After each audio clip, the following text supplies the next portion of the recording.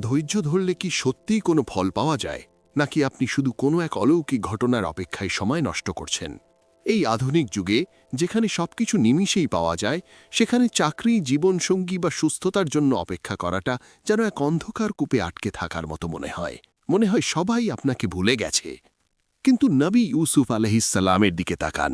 বছরের পর বছর বিশ্বাসঘাতকতা, দাসত্ব আর বিনা অপরাধে জেল খাটার পরও তিনি হতাশ হননি।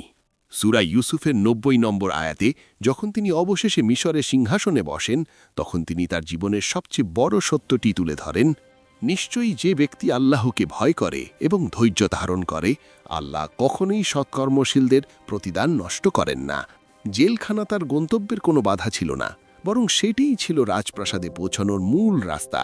আপনার ধৈর্য কোনো নিষ্ক্রিয় বিষয় নয়, এটি আল্লাহর ওপর এক অবিচল ভরসা। আপনিও যদি আপনার বিজয়ের অপেক্ষায় থাকেন, তবে কমেন্টে লিখুন সাবর।